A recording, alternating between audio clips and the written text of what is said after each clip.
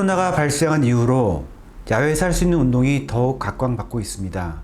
특히 등산은 적당한 거리 두기가 가능하고 심신을 단련하며 스트레스를 해소하기 좋은 대표적인 유산소 운동입니다. 자신의 체력에 맞게 등산을 하면 몸과 마음이 모두 건강해질 수 있습니다. 또한 전신 근육을 장시간 사용하는 운동으로 근력 강화와 지구력 향상에도 좋습니다. 근지구력이 향상되면 평소에 만성 피로 해소에 도움이 될 수 있어 무리하지 않는 선에서 나이를 불문하고 추천할 만한 운동입니다. 하지만 반드시 주의해야 하셔야 할 것이 있습니다.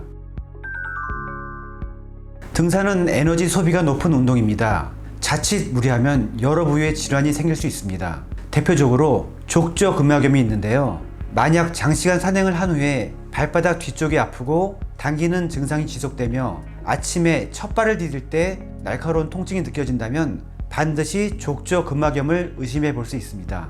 아침 첫 발을 디딜 때 통증이 나타나는 이유는 밤사이 수축된 손상된 족저근막이 늘어나기 때문입니다. 그러다 몇 발짝 걸으면 다시 증상이 사라지는 듯 하지만 오후가 되면 다시 증상이 나타납니다. 또 발 뒤꿈치 안쪽을 눌렀을 때 심한 통증이 느껴지거나 발이 뻣뻣해지는 느낌 또한 족저근막의 대표적인 특징입니다. 팔 안쪽에 종아치가 무너진 채로 무리한 사용을 하여 족저근막이 계속 당겨지면서 염증이 유발되는 것인데요. 족저근막은 발 뒤꿈치 뼈에서 시작해 앞 발가락 뼈까지 이어지는 질기고 단단한 우리의 체중을 지탱해주고 균형을 잡아주며 발바닥의 충격을 완화해주는 역할을 합니다. 주로 발 뒤꿈치 쪽이 많이 아프지만 앞쪽까지 족저근막을 따라 통증이 있을 수 있습니다. 이러한 족저근막에 반복적인 충격이 가해져 염증이 생기는 질환이 족저근막염입니다. 주로 서서 일하는 직업을 가진 사람이나 격렬한 운동을 즐기는 사람에게 자주 나타나지만 평발 등 아치가 무너진 사람은 평소 활동량이 거의 없어도 갑자기 등산을 할 때 족저근막염에 걸릴 수 있습니다. 이것과 감별해야 할 질환으로 족저근막 섬유종이 있습니다. 이 병은 족저근막의 중간 부위에 주로 생기며 심하면 수술도 필요한 질환입니다. 반드시 초음파로 족저근막염과 감별 진단을 해야 합니다.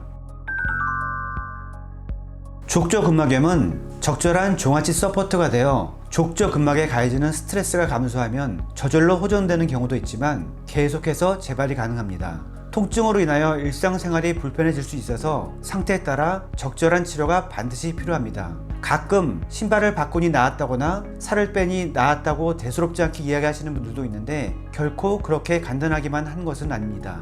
여러 방법을 시도하면서도 수년간 고생하는 분들이 많습니다. 만성적인 통증으로 비정상적인 보행 습관이 생기면 무릎, 골반뿐만 아니라 허리에도 2차 질환이 생길 수 있습니다. 족저근막염은 보통 비수술적 치료 방법으로 사용하는데 스트레칭, 깔창 교정, 체외 충격파 치료, 프로롤 치료, 그리고 PRP 주사 등이 있습니다.